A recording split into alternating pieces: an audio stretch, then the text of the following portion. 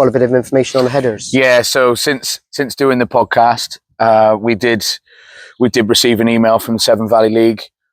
On their website, it said in the handbook that heading was allowed from under 10s, and there is no no kick-ins and dribblings. We've now been told that there is no headers for under 10s, but they are allowed throw-ins still. Right. So some of what I said is slightly off. We didn't know, did we? We didn't know. So. Still not allowed to do headers in training, but I think we've got a nice, good talking point in this. So stay tuned to hear what we've got to say. So, that being said, up the Blues for me. He's not here, so it's up the Clarets for me. Up the Wow. Two vice chairmen. That sounded I'm coming up for the ride. I like for them. Can I do it? Yeah. No, but like you said, they're all the same age, so they will all play football together. That's simple. Yeah, whether it's now at this age group and grassroots, or when they become to the point of 17, 18s, under 21s, seniors. Eventually, they are going to be. There's going to be crossover. Like the district on about. I heard rumours. I don't know if it's true that they're trying to enter a league this season for our boys. So actually, as a matter of fact, we've gone through some friendlies and been playing together against some really, really good teams. I say it all the time. That one game, the kid is just bringing it down on the back foot, and you're thinking. It was that one game where he was. I think he was. I was going to say a strong word then, but he was making fun. Because he would do it where he'd trap it by the leg on behind something like that, but then he'd flick it in front of him and do a pass, and I'm like, show off. But he wasn't showing off. That's him just being him. So that's him expressing himself. That's class, that is, isn't it? If I saw that, I'd go, no. But I know you think the difference is the keepers are no different to an outfield player. No. They are just as good on the feet, yeah. And they use the keeper so much. Yeah. Well, that's where the whole game's changed so much from like when I was a player. Played quite good standard football. Youth. I was playing for a team called Forest Rangers. Massive at the time when I was playing. That was all I knew of football then, was Forest Rangers. Because I think Meek was there. I didn't play when I was younger. I played Forest Rangers. So Forest Rangers went through good standard of football. Great lads from all over the place. A little bit like any grassroots team. You come from all quarters of the forest. Went through, had some trials at some decent clubs. West Ham. Played at the academy. So funnily enough, right? Don't say snap. I went for a trial up and goalkeeper Shay Gibbon. We did a masterclass with Shay Gibbon. It was a trials day, and we had to park in the Newcastle training facility. I don't know what was going on, so my dad's all the way up there for a trial. Yeah, so my dad's parking in the car park. That's having faith. Preston tells me he's got a trial up there. No, mate. It's like one of them open trials where you get quite a few scouts come to the same place.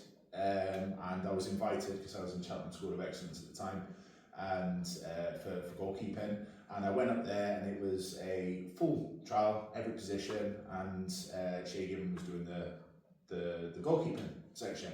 I was parking in this training centre facility, this estate. It was massive. I mean, you could play bowls on the ground. Do you know what I mean? It was mint.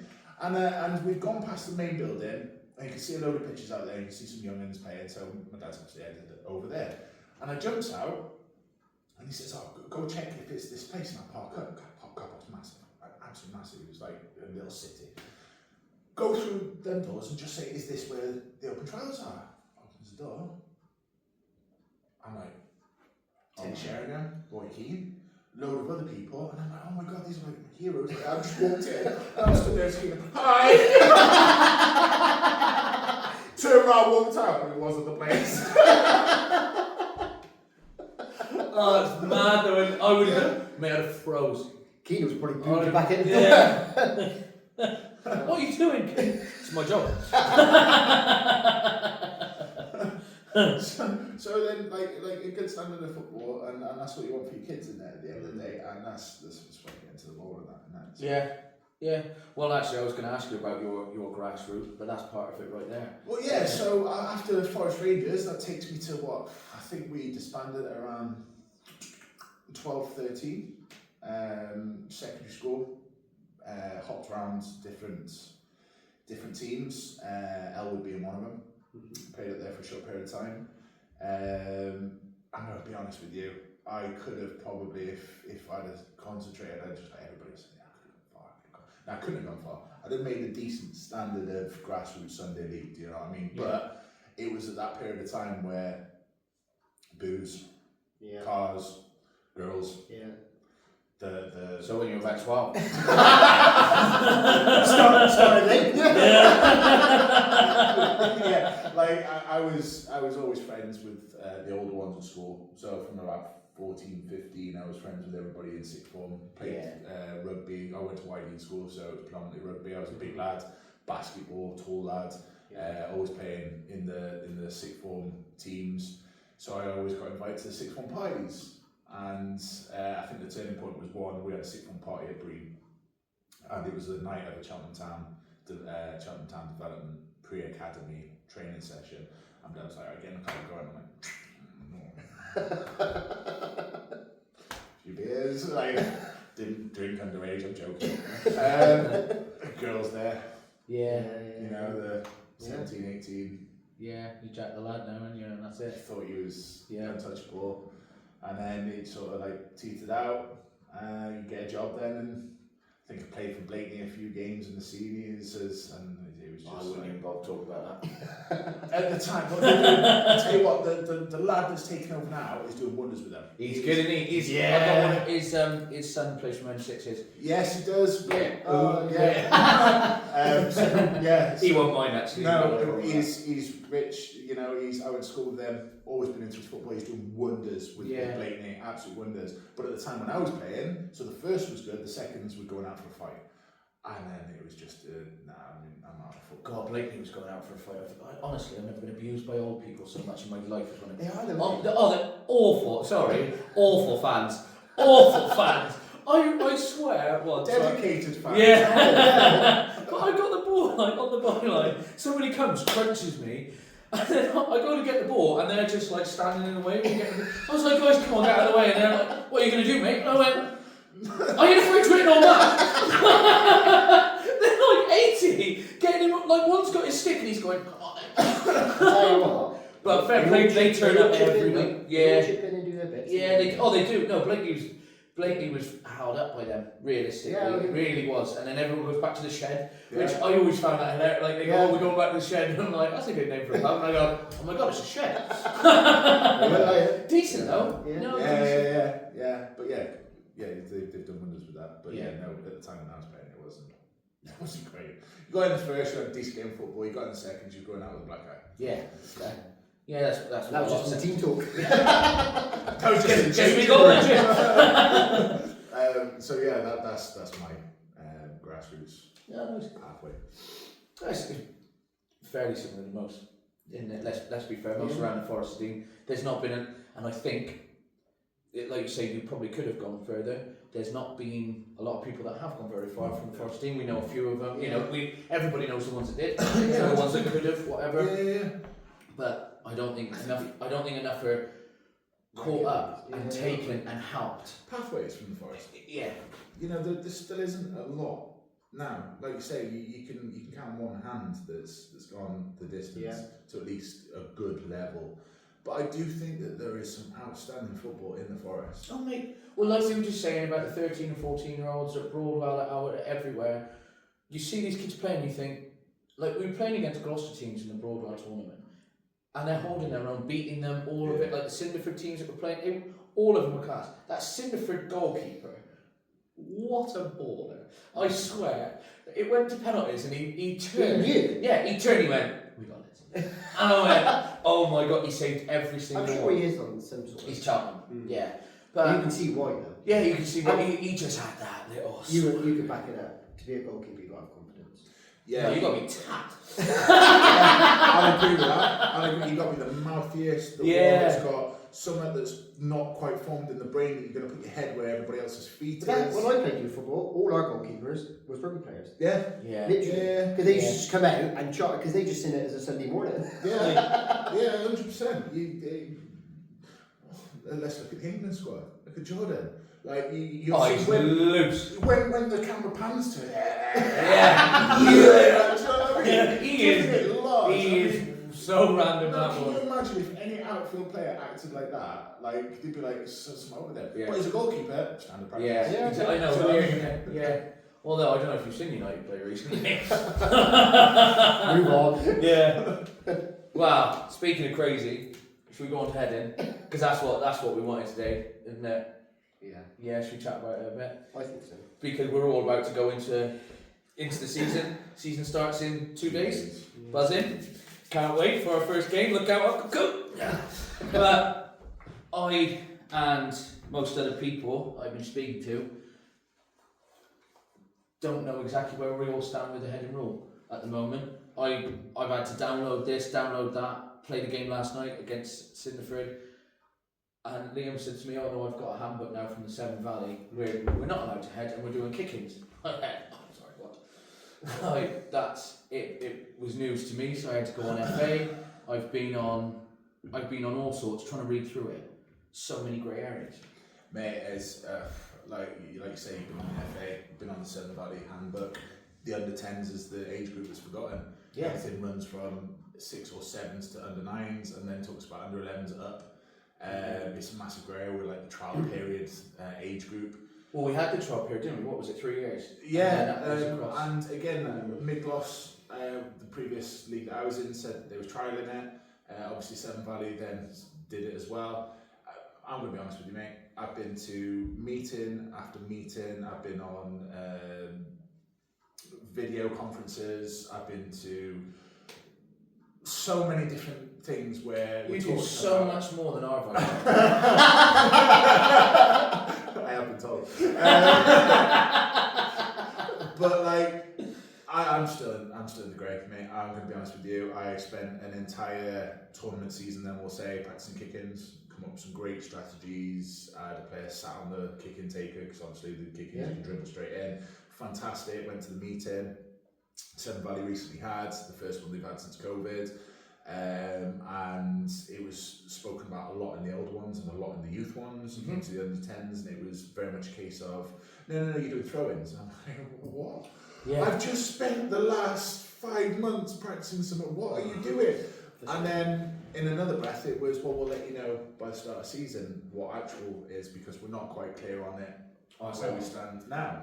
And I'm like 2 days away from season starting. Yeah. I've played games where we're doing kick-ins. I've played games where we're doing throw-ins. I've been told that there's no head-in, but I've also been told that the under-10s actually you can head. So this is as I've got it, right? So this is straight from the FA, pulled it straight off of there. And it says frequency of heading in any training session. This goes from age under 6 to under 11. Heading should not be introduced in training sessions at this age. Then it goes on to game context, and this is where it's completely grey. I won't go through all the others because realistically what it's saying about is they're trying to encourage the love of football, the love of using the ball, etc, etc. And then it says here, there is now a greater emphasis at all levels to retain and love the ball, and you'll see very few headers in the game of mini soccer. That just says you will see very few. So then I'm assuming it's then for the leagues to interpret the rules as they want to, so the leagues can do as they see fit. Fair. So then I was like, well, we've got to find out what we're doing, because bear in mind, I'm going to be perfectly honest, I did a heading training session. You know I'm welfare officer, right? I'll show you how I did it. So I used, you get like those inflatable beach balls at Bathurst Pool? Yeah, of course you did. I got video evidence. Class. But that's what I did, because I wanted to teach them not to close their eyes. Because I don't know if you listen to any other podcast, but I listen to The Rest is Football, which is a great podcast with Gary Lineker, Mika Richards, and it's got Alan Shearer on there. And it was Gary Lineker and Shearer talking about heading the ball. And Lineker says, if you close your eyes, your head drops that little bit. Firstly, you can't see where the ball's going anyway, let's be honest. But if you close it just as it's about to hit your head, you don't know exactly what point in your head is making contact. Doesn't matter. I mean, I got 5 heads, so we're sweet. But you don't know. So that's where your 50p heads come in. Yeah. And I thought, if the boys have got a head, I'm going to teach them at least to not be afraid to head it. I don't want them to think it's going to hurt, because I've got a lot of people, when the ball's coming towards them in the air, they do this. Or drop their head right. Yeah, exactly. And it hits them on the top. And so that is really hurts. So the training session I've done, I did it with Preston, and I was doing it with him because I noticed a lot of it. He's going, like this, and I was like, your head's gonna come off. Like that hurt then. Yeah. Yeah, did you hear it? Oh my god! Hang on a minute. Hang on. But he's going like, and I was like, mate, no. Like I said, you want to be hitting with that part of the ball, but you need to be getting your body there. You need to be in the right position. Oh, he's open mouth shut. Yeah, exactly. And he's trying to jump with it, and he's jumping and going again, not quite. And I thought, it's dangerous for them to be allowed to head, but not allowed to learn to head. So anyway, I looked into all the rules, and it turns out deliberate heading. There will be no deliberate heading for under 7s and up to and including under 9s. Yep. As you say, the under 10s disappear because then it goes on to under 11s where they're allowed to head. Under 10s do not get mentioned. No. We're literally just out of the equation, and I think. Well, there's no clarity. Definitely, there is no clarity. But for what it is doing is, as of next season, under 7 to under 10. Yeah. And From then the 25, 26. 25, 26. Yeah. And then when you go 26, 27, Yeah. it's going to go under 7 to under 11. Yeah. So realistically, we have fallen into, I mean, you're playing, No man's land. playing under 11. We've fallen into no man's land where we're not allowed to practice it, but we're allowed to do it in a game. Potentially. Well, There's no rule stated on it. Well, it says deliberate heading, no deliberate heading for under 7s up to under 9s, and this is in the Severn Valley League, which you're in. Yeah. I'm in. Yeah. I'm in a higher division than you. See where we're at the end. Oh, honestly, I'm not proud. I should never have said that. I should never. I'll tell you what, we'll get you back on in a season review. And then No, but that's taken straight from there. The Severn Valley Handbook, that is. Yeah. So, as I'm aware, we can head in a game, and then heading guidance in training for all age groups between under 6 and under 18, which you have to revert back to for the FA. No heading in training in the foundation phase, which is primary school children. So that's anything from under 6 up to under 11.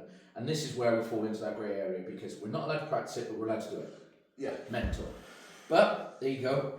And then it says the required ball sizes from 7s to 10s is a size 3, which that's what I'm using anyway. Yeah. I'm glad that that's not changed because Just ball. but then it goes into then no deliberate heading in matches for under 7s up to and including the under 9s again. And that is, like you say, we are that little bit out of the way. And it's like. And under 11s are actually kind of the same. Yeah. Under 11s are out there too. I don't know where I fall into either. Being 10s playing 10s playing Well, 11. you'd fall into the under 11 league, wouldn't you? You just Yeah. get up. But then, like PJ said, it's still sort of grey in your league.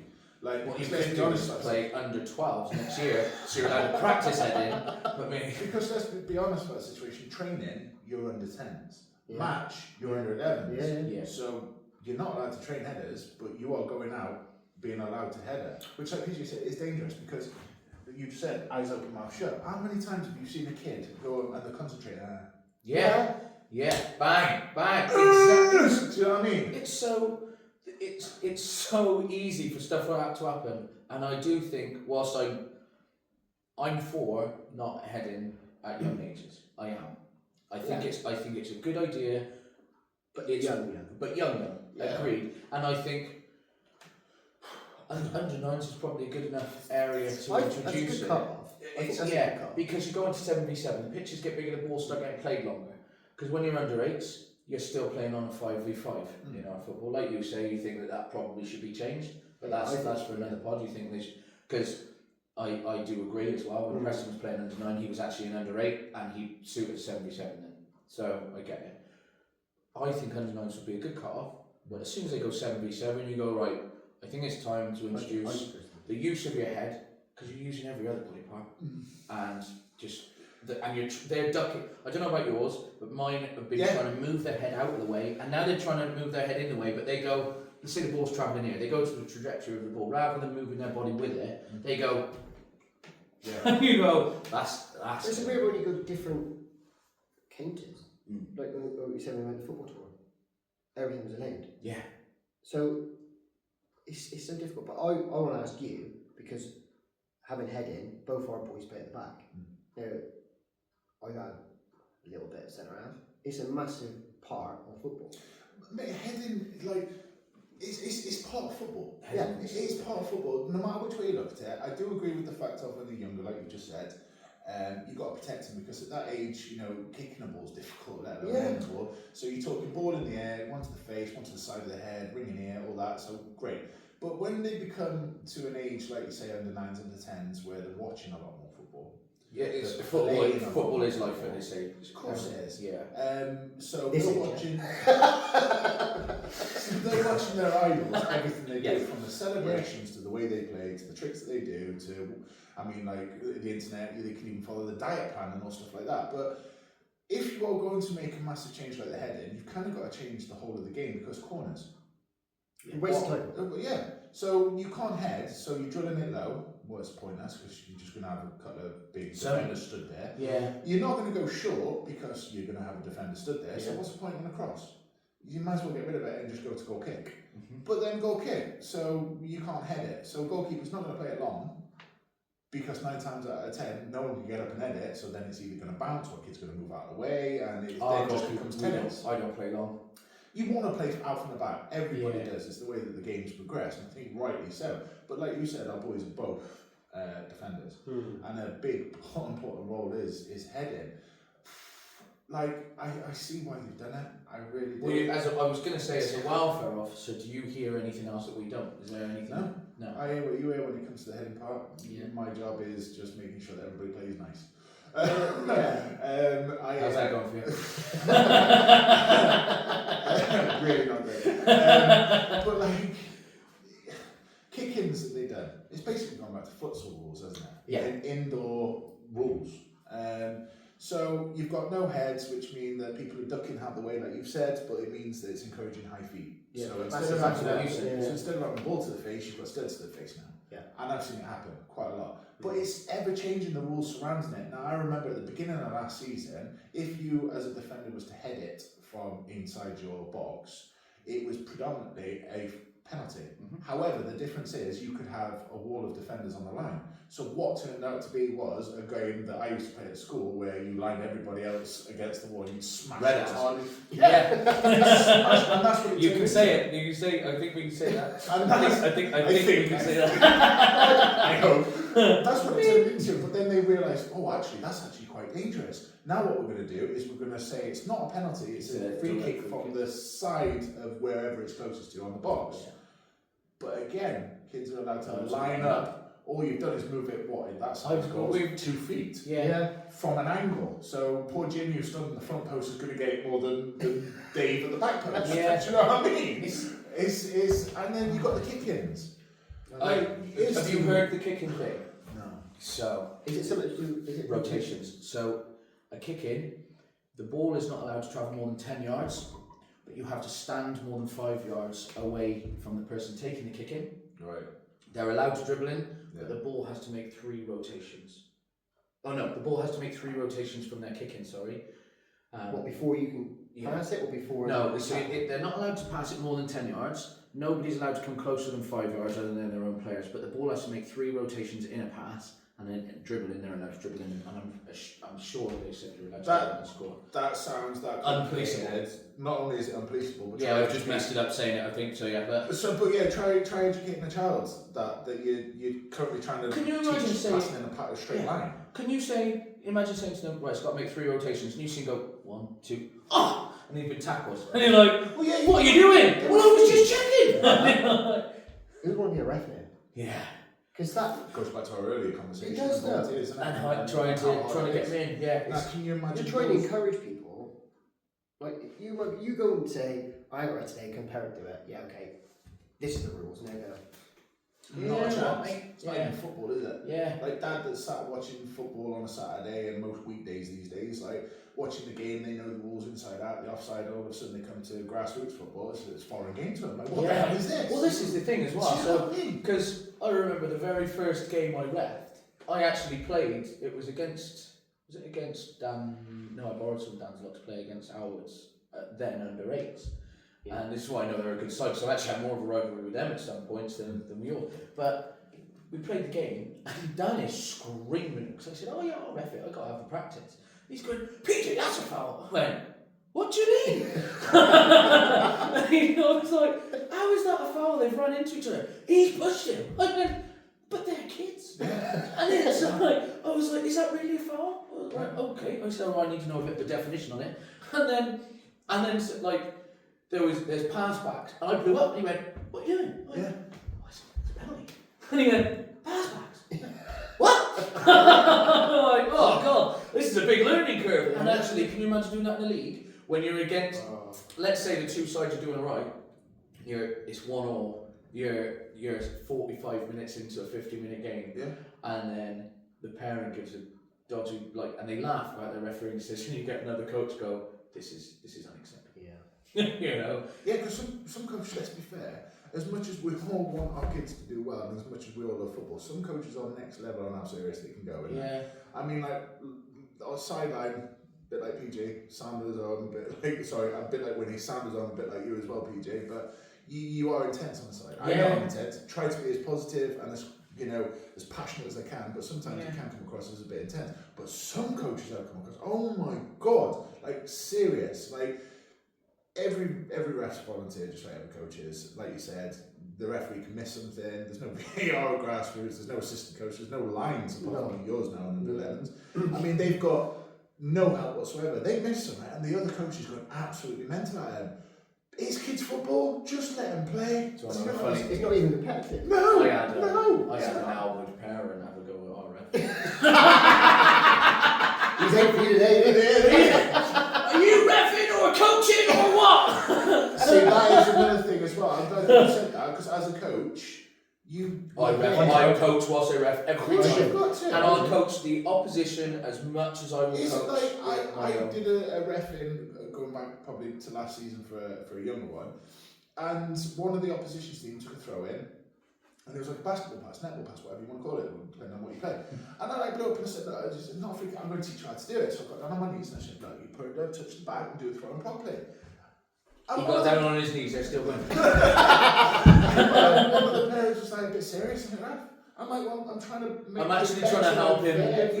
Trying to help him learn how to do what he's got to do. A bit serious, ref, a bit serious. They're only kids. Like, I know they're kids. I'm not giving anything. I'm just trying to show them. It's like, you can't do right. I didn't give the throw to the opposition. No. I'm actually showing him how to do it properly. I think that's all aspects of being a coach. You will never please.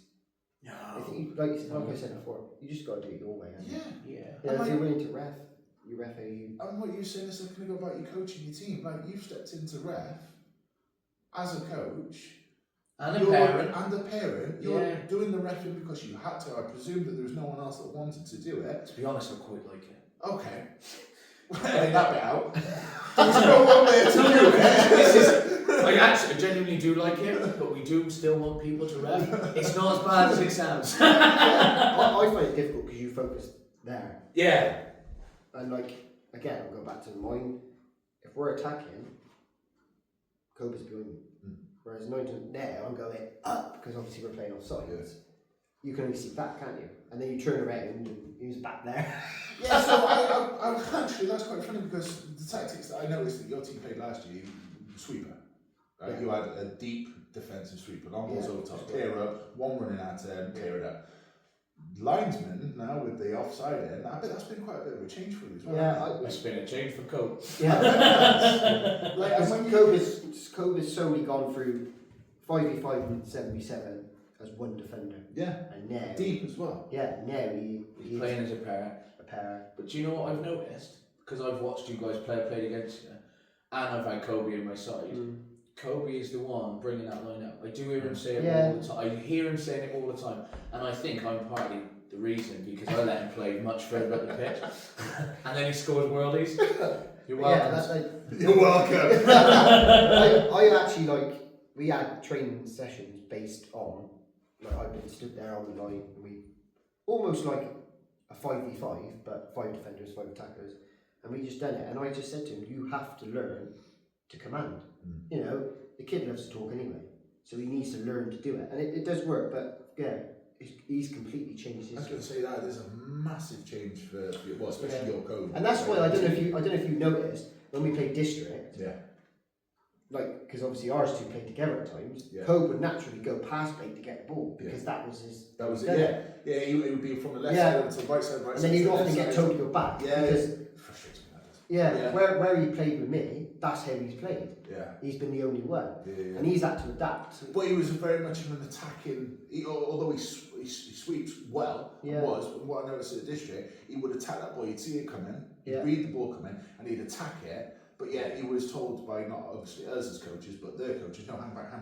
And they're thinking, well, he's used his own head to read the game, see where it's going to be, and he's making that run. But obviously, because he was on his own, or what your tactics was, run to it, he's been told to go back. And it's like, well, actually, in the district, he was playing in twos, wasn't he? Yeah. So And no reason whatsoever to have done. Do you know what I mean? So it must be so confusing on that aspect. He's quite good at skinning people, Kobe is as well. Yeah, So the ball could be coming, and rather you've taught him to put his foot through the ball. Yeah. But I've seen a lot of times someone's running at him and Kobe goes dink.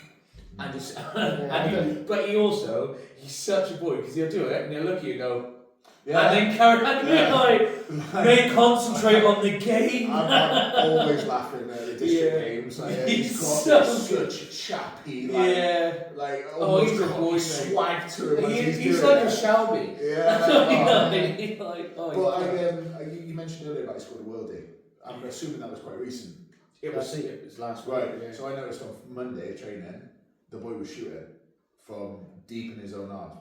And he weren't far off, man. No. And that was a massive change I saw in him, because normally, foot through it, clear it, like you just said, you taught him to do. But I don't know where it's come from, because I've not taught him any of that. Well, mate, whatever, don't. But like, if you run into the ball, that's not come from me, because like I said, I encourage, and if anything, I don't know where it's come from, but I've always encouraged him to give it to the middle, because them boys are very capable of running with the ball. And that's how we've always played, but... Well, I came as well. So he made a blinding run up the wing. He did. He ran at steam, but he did. He took the ball and he looked up because nobody else was showing for it anything, and he went, "Oh, I've got to drive then," and he just drove and drove. I went, "Go on, boy, well done." I said to him, "You can't get used to it, mate, because you have to be a defender." Coaches. That's why he wants to come into my team. Dad, I'm a striker, PJ. When I play, so I've said to mine now, I want to try and do. I don't want to give my tactics away, but I'm trying to play with not really a defender. I want quite a high line, so I want 2 CDMs because they're going to have to learn to play offside within a year. Yeah. So I want them to be pushed up, but just keeping an eye. If anyone's behind them, they've got to come back in. It's not worked great yet. But I think it will pay off eventually. I think it's one of those, and it also gives them a little bit more freedom. They're not entirely defenders. Yeah. Well, one lad last night, I gave him man of the match, and he's a solid defender, absolutely solid. But he was getting the ball, and he's looking up, and he's making these decent little passes. He was actually in your reserves. Yeah, I know which one. He's solid. It's Yeah, actually Preston's cousin. Yeah, very good. Yeah, runs in the family. Yeah. But he loves to chat as well. He loves Just sell it the name, innit? Yeah. Sell it the name. Do you know what's really funny? Yeah. They played together and both played at the back. Oh, so I'm shouting, "Code!" and he's shouting, "Code!" and they're both going, and I'm like, it was hard work. It was hard work. It It really was. But they were so funny together. We're going to have a little standoff with them at some point. But the reason I done that is because a lot of teams you play 2 at the back, and I just feel that sometimes one's not doing anything. No. So let him go and almost overload. I was going to say you very much last season, from what I noticed, overloaded the middle. Yeah. Controlled. But for But you had good ball players in the middle as well. Without disrespect, our goalkeeper and Cope didn't really have to do a lot in our games. No. So it was almost like having a second one there is just a complete waste of time. And it worked, but this year is a complete change of tactic. Yeah, I was going to say that's massive. But like PJ's doing the 2 quite high. I've always said that throughout a season, I'm prepping for the next season. That's what I'm looking at. And doing that tactic for yourself is actually quite good because you are getting ready for offsides. Yeah. Tactical genius. Mate, honestly, that's how I've taken Ellwood development. So the top league. So they must have brought my tactics book with them. Yeah. No, they did walk up with a little handbook. Yeah. Handle with care. You said it. But the difference with it as well is I've got one quite like a bit of a ball player. He's not a centre half. He's more of a CDM sort of kid. He actually, honestly, we lost 5-3 yesterday. We could have won 7-5 with the 4 shots that he could have had in this run, and he's run up and he's looked up, no, not yet. Looked up, not yet. He's like 2 yards from the goal. Went, I'll have a go now. I was like, oh my god! It was, and everyone, I mean, every parent, like their coach is going, hit it! Like, have a go, mate. But so we got him, and then in the middle, like a sort of cam roll. Let's be honest. I've got positions where I'm in a cam roll.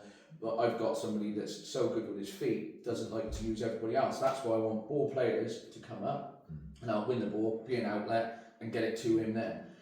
And then I'm practicing for offside that way, but you know, little George, bless him. He's going to be flagged a lot. It's tough though. It is. It's tough. It is. It's one of them rules that's coming. Like, you know, going back to the headers and that, it'll eventually come.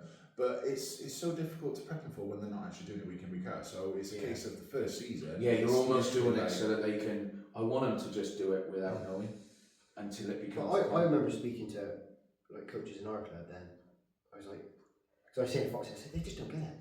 Like first 2 training sessions, and I'm like, they just don't get it. I was like, how do I teach it? Because what I know is offside is different to how it comes out in my head. Yeah. And then they just said persevere, they get it. And then within a first game, it clicked. And it was really like, I take credit for it because they must have listened to me at some point. Yeah. Like I'm first training session, get up, and they're all like, no, this like coach points out, no, this is my position. And I'm like, no, up. And then one would go, and then one would stay, and then it was. But now it's actually really, it is working. But it's repetition as well. Yeah, it is. But you've got to pick yourself up. But again, you're taking games is a prime example of you learn more in a game. Yeah. God, yeah. Because when Matey Boy stood there with the flag, Yeah. they kind of realised what they're doing. Yeah. I tell you, this has been the longest. This isn't an interview. This is a chat. This is. Can't be on it. Yeah. This is like, look out, Gary Neville. This is stick to football now, pal. There's so much you can cover though now when it comes to football. Yeah, Like, there really one is. topic goes off in so many different rabbit holes, isn't it? You know, you go through everything.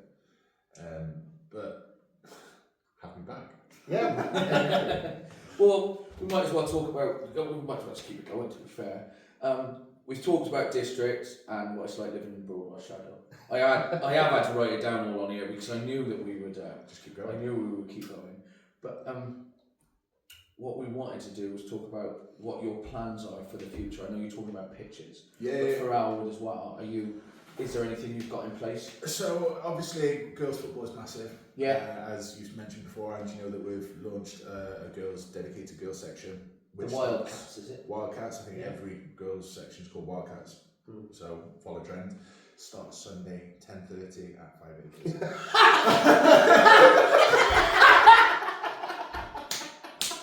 I'm telling you, if I lose 4 of the girls in my side class, oh, that's actually class. Well done, mate. I like that. What an absolute. So You just waited to see what time you were in. Mate, when you said it earlier, I thought I'm slipping that one in. Yeah. I'm slipping that one in. I'm like, I'm having one back tonight. Oh, Have you had much interest? So we're doing it from 5 to 11s. So that's a massive age gap. We Yeah. have got quite a considerable amount of coaches from them. So Ellwoods seniors have an Ellwoods ladies team. Yeah. So I think 50% of the team get involved. They're like, what up for it? So we're really looking at that. I don't know if Broadwell have got a female or women's team. So it's something that we want to start up, and we've plugged it a little bit, but we haven't openly. But for us, it is coaches, isn't it? Yeah. So like I said, our benefit is we've got Because we've got girls team. 4 female coaches in our mixed team, mixed gender. So my wife, Lucy, her assistant. We've got Leah, who does the under 6s now, was the under 5s.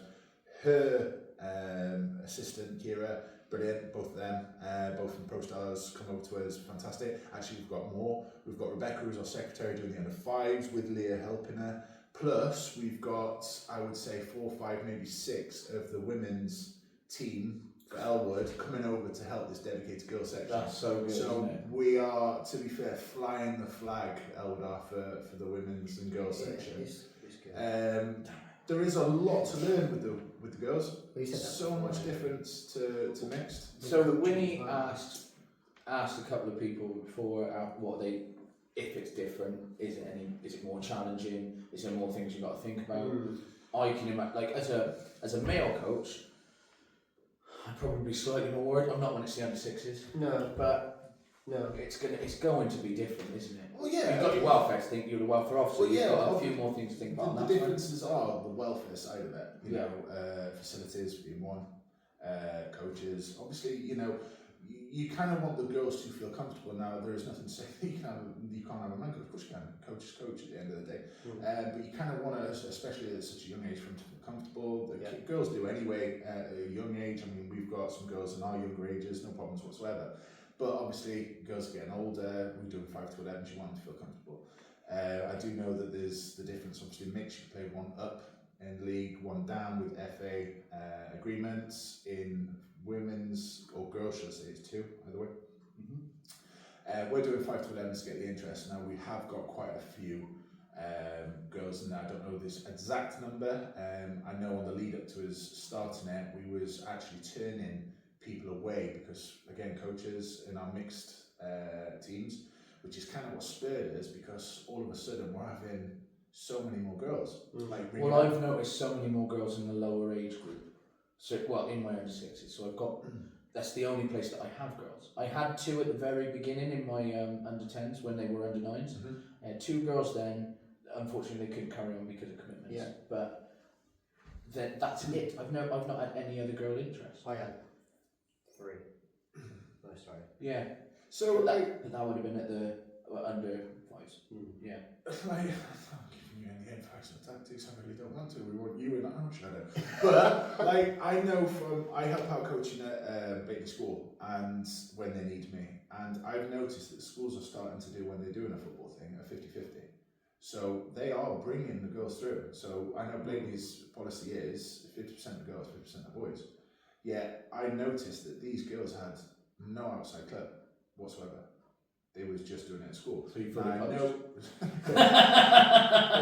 It's where most of my ballers have come from. Yeah. I saw in the district and I was like, you're their dad, I'm going to go buy you a coffee. PJ's like, he ain't got a club, mate, he ain't got a club. Cheers, mate. But yeah, it's you know, there's so many girls in schools around it. There's loads of schools. Just tap them. Like when you're fully established, you know, there's more than enough to go around. But that, you know, like I say, I have noticed since it was my chairman Lee, his brainchild. He's the one that pushed it, and rightly so. He's been wanting to do it for a long time. But I have noticed since the success of the Lionesses, let's be honest about the situation, that was the big turning point. Yeah, that was. And then all of a sudden you're seeing the female superstars plastered everywhere in bus shelters, on advertisement on the Premiership and everything. All of a sudden, girls want to play. They obviously wanted to play before, but I think we're also taking more notice. I think that's the big change, and rightly so too, because I've coached, like I say, at Bailey School, and they got some ballers in their mind. The girls, they ain't afraid to get stuck in with the lads that twice the size. They weren't the ones that came. They were the hardest tacklers that we had, but you said it as well. Boys don't know how to tackle a girl. They shy off a bit. Yeah, exactly. They shy off a little, and that's why I think you should have predominantly. But that's just what I found in my team. I've heard it said by a couple more. Rightly so. You know, I think that's great parenting. You know. Yeah, you totally chivalry. Yeah. You know, I know that's totally probably going to be a talking point for people. That's male chauvinistic. It's not. It's not, mate. I think at times you've got to. Because all it takes is that one time, and they go, I don't know. Yeah, right. And that's. I had a similar situation going back 2 years. I had a girl in my team, not my team, it was in the other team. I was an assistant at the time, and one of the lads turned around to her and was at a tournament, it was a hooker coat tournament. First time I've been there, I was under 8s, and this one lad turned around and says, "Oh, you play crap." Gone. Yeah. Really? Only girl in there. Felt as though she was obviously being bullied or not treated right by the other guys, and it's so sad, man. It's so sad. They should feel as though they're part of the team. And well, hopefully with those Wildcats now, you can hopefully they come back. And again, regardless of any rivalry, any girls getting into football, this is what this pod's about now. Yeah, come down to my decision. 10:35. I am right in the middle of that. But yeah, you just got to encourage it. Yeah, like you said, I think it was the first pod that you did. You was over at Broadwell. PG was late, as always. You got the beers, and it was what you doing it for. If you can get one person to Absolutely. Yeah, that's what we want. That's what boy, girl, frying pan these days, whatever they want to be. Yeah. Play football. Yeah, exactly. No, and that is what we're going to do. We will get more people, and I think we can already see it happening. Yeah, it is. Realistically, honestly, so I've got one new kid come, and he came to the game yesterday, and he's got, I don't know if it was his little brother or sister, and he was going, PJ, and his mum went, like a celebrity, ain't you? I went, oh my god, I know. I was like, oh my god, it's good in there. Best feeling in the It is, though, isn't it? Yeah, it is absolutely. We just want people talking. Yeah, and that's why we're doing this, because kids notice us from this, and then they want to play football because of it. It's helping so far. I mean, and you did that competition, like getting kids involved in the podcast as well, not just talking at them. Yeah. You know. Speaking of which, let's get this FC25 thing going, guys. We haven't had that much interest in it yet, have we? Not as much as I thought. Do you kids not like FIFA anymore? Because I tell you now, Preston, you won't play Fortnite ever again, pal. Fortnite for that. Yeah, this is the problem. We've got a competition going. All you've got to do, guys, is a post on our Facebook page and our Instagram page. You've just got to like it, share. What is it? Share the post. Yeah, tag 3. Tag 3 people. Simple as that. Whilst you're at it, get on YouTube, subscribe to the pod, get on Spotify, do the same. Let's get it out there. Come on now. Say it. How you doing? Like and subscribe. God, I'm still on it. I can see it ticking. Yeah. I went full nose Capaldi. Yeah. I shouldn't say that. We ain't editing, mate. This is like a 2-hour episode. Oh, mate. We are gonna, unfortunately, have to wrap it up because Yeah. I got to go. I got places to be.